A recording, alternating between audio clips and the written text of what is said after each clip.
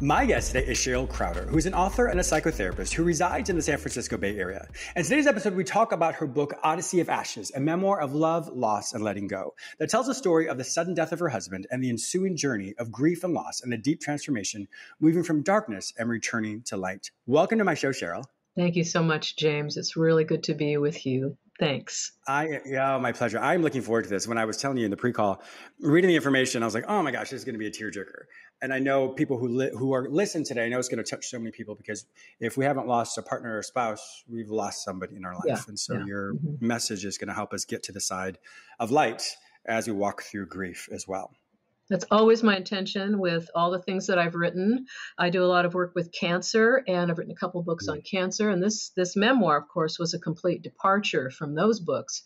But it's always important to me to have a takeaway. And with this book, it is so much about the truth that loss is a part of our lives. And the deeper we love, the deeper we're engaged, the deeper the loss, and how we lean up against that and be with it, you know? Yes. Yeah. I agree with that as well. It's in the sense of, everything you said, but more, I was telling my mom, my father passed away in 2010 and the journey that she went through and we as a family went through, very near and dear to us. Of course, I'm going to respect you and your family as we walk through this, but I was reflecting on that as well in the sense of just like you said, the more you love, the deeper the grief, but to me, it's also, it honors the love by how deep the grief is, if that makes sense. It's almost like a giving back in some ways. And so it's the way to respect and honor the person who left is to grieve in such a powerful way. So that's kind of how I look at it as well. And, you're so right, because obviously illness, death, everything affects the entire family. And it's like a ripple. It rolls through and it keeps rippling, right? I mean, your loss was, 2010, and it's still, I'm sure still there's ripples and feelings that are always there, Yeah. How was it for you? So it was one early morning, he passed away. Can you tell us what happened? Yeah, my husband died suddenly, as the death record said, less than 5 minutes. It happened in the early morning.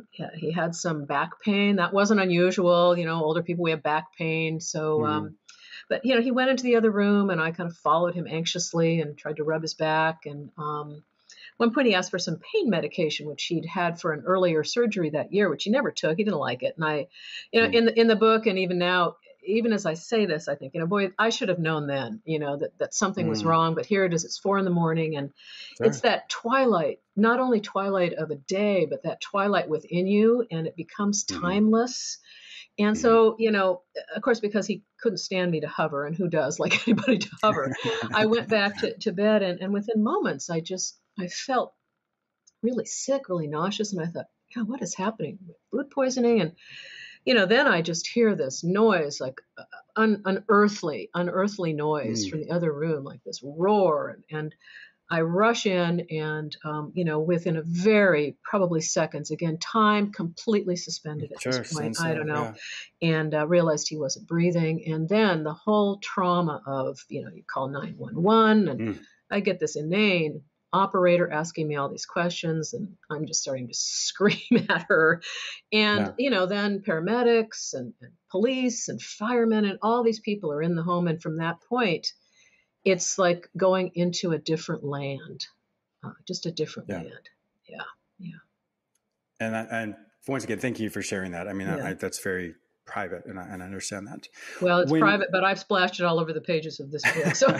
Sure. And I think that's the beauty about writing a memoir. And some people may not know the difference of a memoir, but what's different from a biography or an autobiography, which is autobiography is about my life, but a memoir is an autobiography, but then it has the retrospective understanding, a reflection of what happened. So you can take a time, if I'm talking about my childhood as an adult, but then I can talk about the lessons I learned as a child. And so that's the difference for people to understand what a memoir is. It has that retrospective perspective that helps people understand what happened and what influenced, et cetera. So that's obviously why your book is so powerful, is you're able to now reflect and talk about it, where obviously at the time you couldn't talk about it. So in some ways it can be a form of healing as well. Absolutely. When people write memoirs. Yeah. When the paramedics arrived and they wheeled him away, I mean, I'm sure that you'll never forget that moment. I don't even know how to ask this question, but and what that moment, that grief was so powerful. I can't imagine how it ripped everything away from you, stripped everything away. And I'm sure obviously you didn't realize that until later. What was that? I'm trying to be, like I said, very careful how I ask this question. I appreciate let's just that. move forward. Yeah, of course. Because I truly understand that. When in this book, you move through the journey of loss to today. What was the steps that you took to walk you through that? Some things happened to go from the loss to all of a sudden you are fly fishing. Yeah. Tell me about how you went from that loss to fly fishing, because it's such a beautiful journey. Oh, thank you. Well, my husband was a master fly fisherman. He always wanted me to fish, and we had some early misadventures where we realized that he was not the best teacher for me. So at that point, yeah. So at that point, we hired some of the most beautiful guides. Guys who babysat me on rivers, taught me how to cast, which is very important in fly fishing. Yes, fly fishing. Oh my gosh, yeah. So, from those early morning horrific hours, and just to say a brief thing about that, one thing that was so, in retrospect, in the memoir meaning memory in French, is that, the paramedics say, oh, no, you should look, go to the other room. When the mortuary people came to take his body, which was another moment, of course, sure. They said, no, don't look. And then you go to the mortuary the next day and they say, well, in the cremation, you shouldn't look. And in retrospect, what came to me is like, in our culture, it's like we're told, don't look at death, don't look at pain, back away, as though you shouldn't be with it.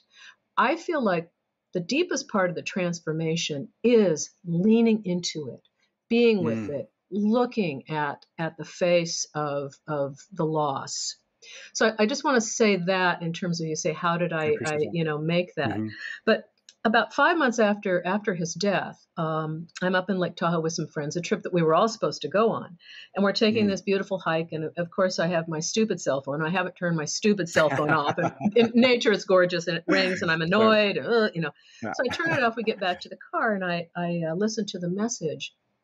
And what has happened, I was very fortunate to attend a retreat by an organization called Casting for Recovery. It's for women who've had breast cancer. They take women out to fish because they learned that some of the casting motion with fly fishing is very good for a condition called lymphedema. So I went on this retreat, just beautiful retreat. And I came back and I told John, look, they have these, at the last day of the retreat, they have river helpers who come and teach the women. I said, why don't you do this? So for him, it was not only a way to give back and enjoy something that he loves so much, but also a way for him to process my cancer and all the concerns of that. So every year, this organization has a gala, of course, and all profits, they need to make money. Every year they have a raffle for a guided fly fishing trip for 2 people. And these are always on very prized rivers in Montana. So every year John would, plunk his little $50 down and hope to win. Well, 5 months after he died, this message that I got in Lake Tahoe was from a friend and the woman who was the coordinator at that time of the program in Northern California saying, you're not going to believe this.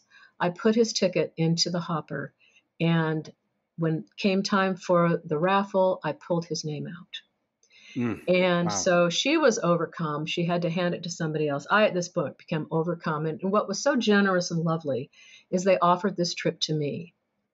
And so that's actually the start of when I realized, this is so synchronistic. How does this happen? Yes, and I realized, without knowing what the story truly was, that there was a story that wanted to be told. So this is when I took this trip up to Montana on my own and scattered his ashes by the Madison River, which was what he had wanted. Yeah. Wow. So, it's such a, with synchronicity, for those people who don't know what that means, it just means the things are aligned together. Some people can call it divine intervention. Some people can call it serendipity. You can call it many different things, but synchronicity means things line up in a way that just doesn't make sense. Thank you. It's more than a coincidence in some ways. Yeah, of course. And so that's one thing. It's a great thing when we realize that and you see that, wow, how did that happen?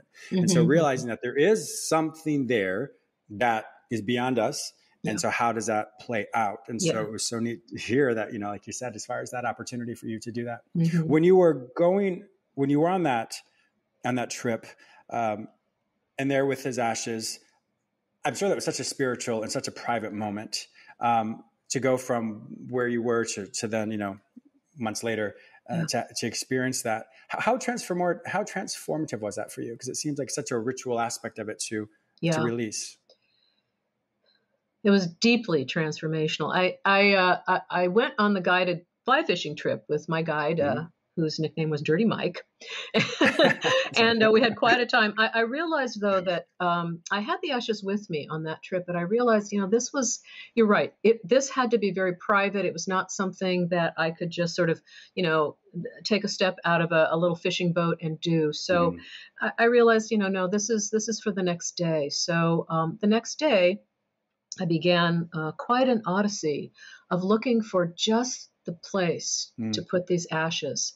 I went all the way up the highway one way. I went all the way, and during this, I was enveloped by a massive storm where suddenly the sky went dark. I've never been in rain like that. Next thing you know, the lights were up, and so I was traveling through this storm in my little rental car, which was buffeting about. I could hardly see in front of me. And like a maniac, I kept going.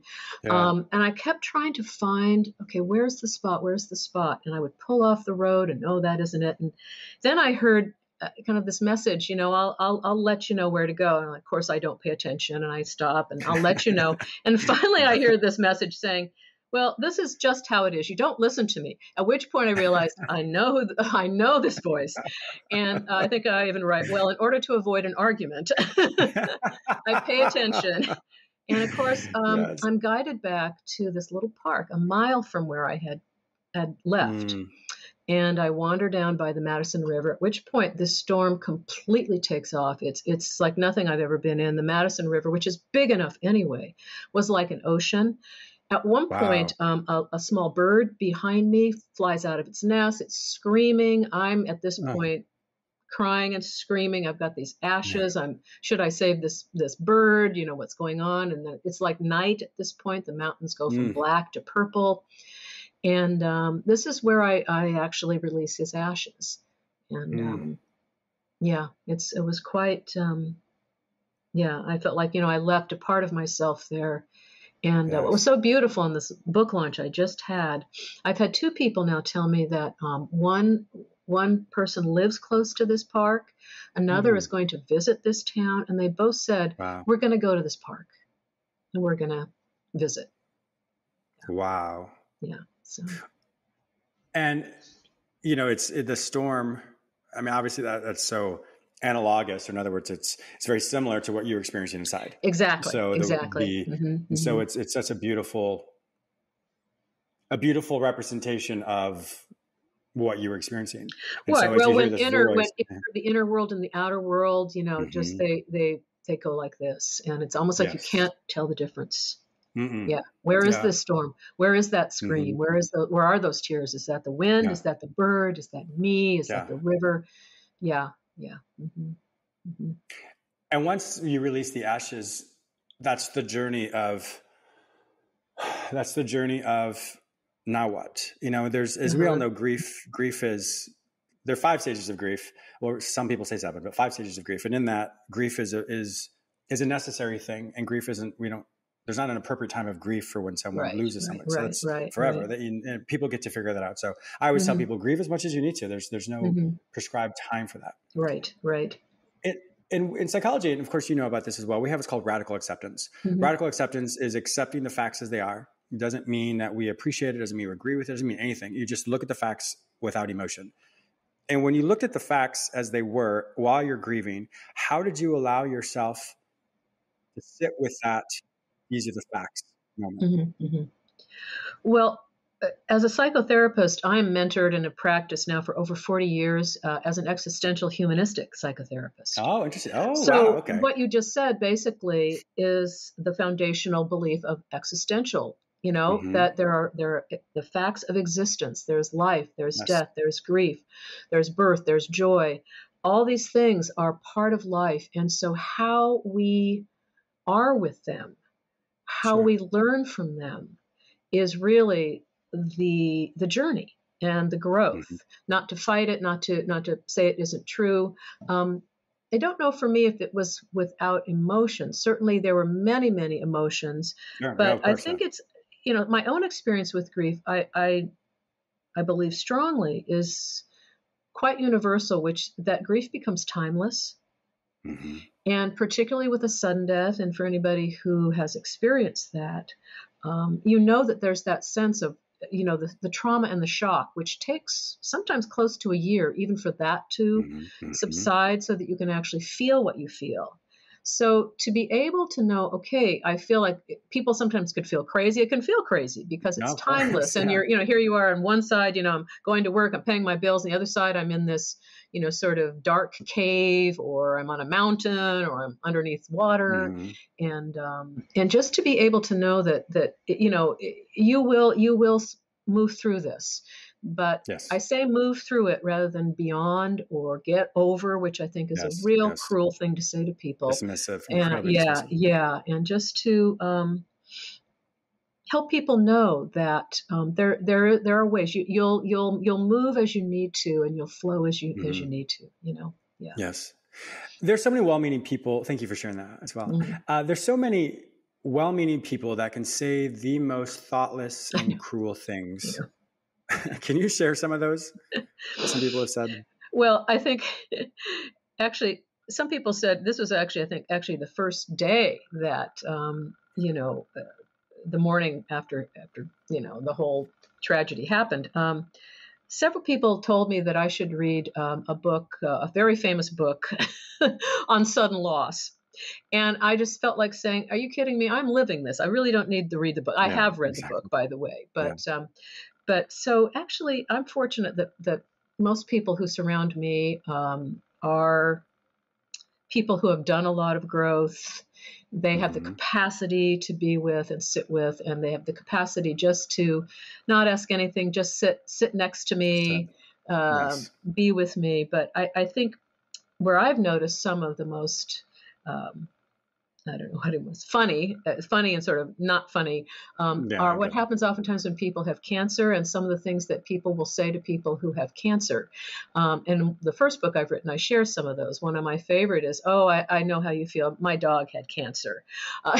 Things like that. Right, to someone who has and so yeah, I know, right? So some of those Wow. lines, and again, people are uncomfortable, they're frightened. So Mm-hmm. I always Mm-hmm. understand that it's not, 9 times out of 10, it's not coming from some place of Sure. wanting to be Sure. cruel. And I like to try and help people figure out how to be with others who are going through a loss or Mm-hmm. a life-threatening illness. There's ways Sure. that we can learn how to do it.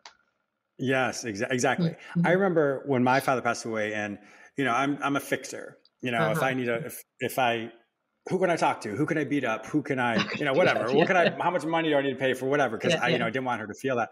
And I yeah, think that was the hardest lesson for me as the child of a parent who's lost. Well, my dad yeah. was to just sit there like I can't do anything. All I can Mm-hmm. do is provide emotional support, allow her to grieve. Mm-hmm. But I think that was one of the hardest things for anyone, is to say the recognition, I can't walk her through this grief. Mm-hmm. She Mm-hmm. has to grieve on her own. I think, and for Mm-hmm. you as well, I'm sure with your children too, Mm-hmm. that's probably something that they learned as well, as Mm-hmm. with not only their own grief, but just having to, how can they help you? And I think that's a Right. very difficult thing for Well, many people. you said something right in the middle of that I think is the point. You said, I could only allow her to feel her grief. And, Yeah. I mean, right there, I think we Yeah. minimize the power and the beauty of witnessing somebody and being with Mm-hmm. somebody and just allowing them. And I don't think there's any more you can give to somebody than that Yeah. allowing. Yeah. I have one son. He was a student at college when this happened, and you can imagine when I had to make that call in the Oh, early morning gosh, hours. I'm so Yeah, sorry. it was. Yeah. I really had to pull it pull it up. I think that's one thing for a parent. I mean, he wasn't a small child, depending on the age of your children, the way that people sometimes have to pull it together. I feel a lot for, people who have lost spouses and they're left with young children.